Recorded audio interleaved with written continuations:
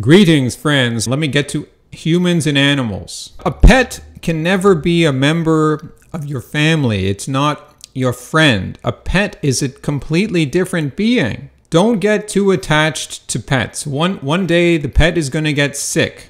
It's going to start vomiting. It's going to start shitting around your house. And you're going to take that pet to the vet, and the vet's going to inject it with a lethal poison, and it's going to die. So you murdered your friend. You murdered your family member. Let me say that again, just in case you didn't quite understand that. Your pet, which you love so dearly, is going to get sick. You're going to take it to the vet. The vet's going to inject it, and it's going to die. And you're going to murder your own family member, your own friend, or supposedly your own. That should show you that it's no real family member. Why? That's incredibly cruel that you would kill this animal that you consider a friend. Now, I would never own a pet. People would say, oh, well, you deserve to be lonely. It's like, you know what? I don't want to imprison an animal in a house. Even if you take it for a walk, if it's a dog, so what? You're taking it for a walk. It's essentially imprisoned in your house or even in your apartment.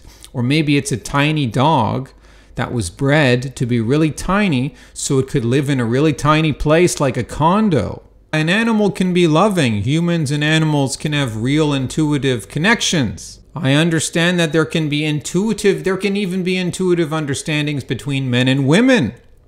There can be this intuitive understanding. That does not mean a real friend. They are not the same beings. They are not on the same level of the hierarchy. Animals are on the very bottom, just above base matter, like rocks. And then there are different kinds of animals, of course. Animals are beings that ought to be respected. They ought to be left in the wild.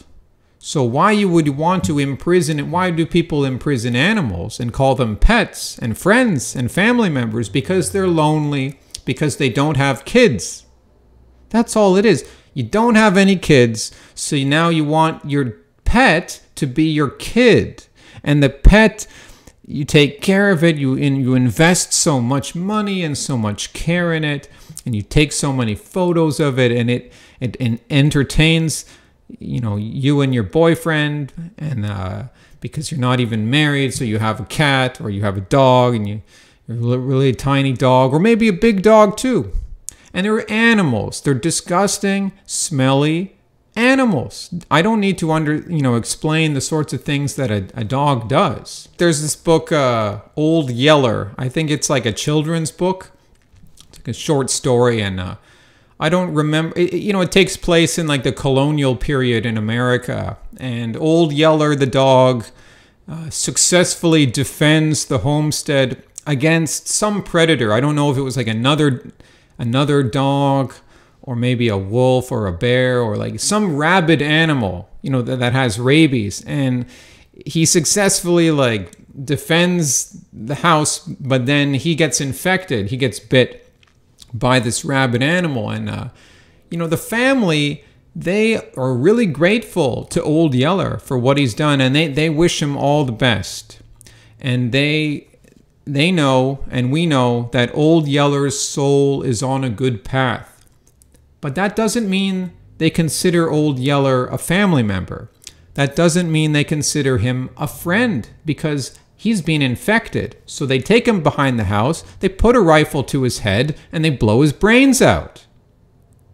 Is that something you would do with a friend or a family member? Now, I mean, this is different because that's a rural society in historical times when people didn't love their animals. Okay, they did not love Old Yeller. Maybe if you read the book, you get this, oh, we love you, Old Yeller. But obviously, he's not a friend, or not a real friend, and he's not a family member. They blew his brains out because he was infected, right?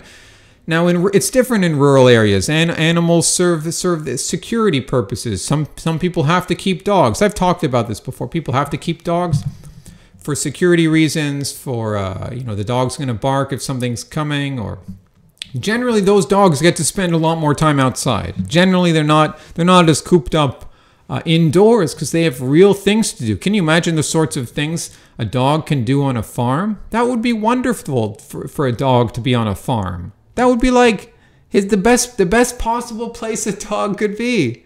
Like in this like intermediate stage between the wild and completely, you know, urban civilization. It'd be perfect for a dog. We have some dogs in Ghana in our guest house, and I didn't want to get the dogs, but Paul was like, we need to get security dogs, and I wasn't too happy about it, but we got the dogs, and they're nice enough, and they're still dirty animals, and they spend most of their time outside, and that's the function that they do. And we can respect the dogs. The dogs are great. I wish the dogs all the best. They are not to be loved. They are not friends. They are not family members. They're going to get sick. They're going to die. Don't get too attached. Your animal is going to get sick. It's going to die. Dogs are not going to live as long as cats. Cats might live to 19 or 20 if you take good care of it. Does a cat really want to be cooped up all day? Then it's going to get fat. That's disturbing too, that you would allow these dogs and animals to get fat. Zoos are also disturbing. It's immoral to have a zoo, to keep animals cooped up. They were never meant to be there. And then I remember one of the few times in my life that I did LSD, I went to the zoo in Toronto. And the one thing I remember most strongly is seeing the gorillas and how depressed the gorillas were.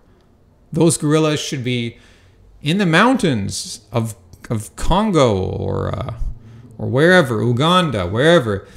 Those gorillas are not my friends. They could tear me limb from limb.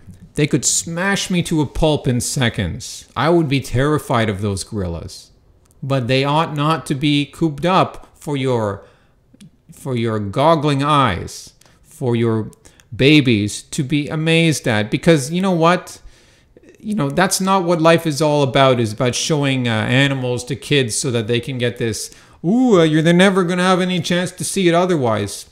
That doesn't make it right. And it doesn't mean that, but you don't go the other way of saying,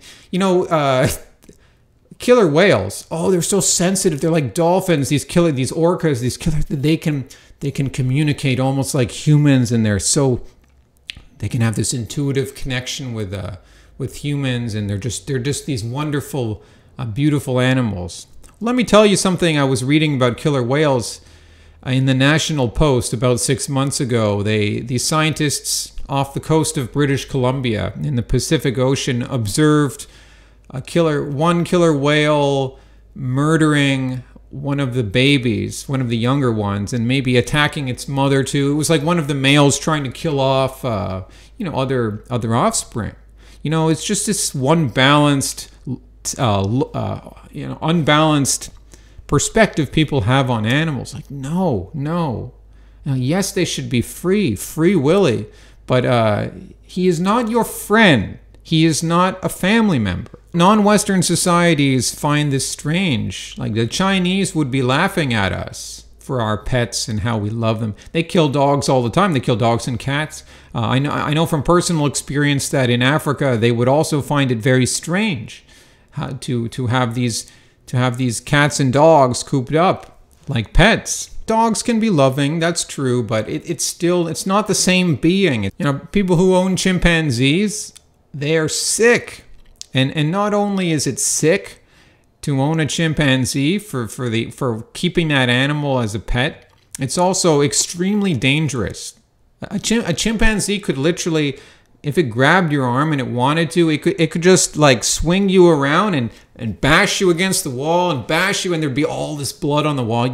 Your face would be completely smashed in. It could be shaking your hand, and it could just squeeze, and the bones would just go flying out of your hand. It would be like squeezing an orange.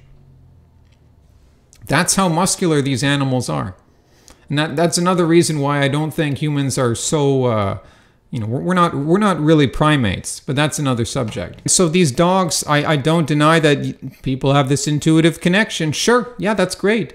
You have this intuitive connection with dogs. Dogs can be loving. Dogs are emotional. Fine. But they're 2 levels down. They're 3 levels down, because you've got, if you're a man, then you've got women, then you've got children, then you've got animals, where the dogs are, and the cats. And the cats, they're soft, they're slicker, they're more feminine, even though, you know what I'm saying. A cat, something about a cat is just more feminine than a dog, even though male cats are still male. It's hard to describe, but anyways, you can't trust the cats as much. They're more pleasant, they're softer, they're cleaner.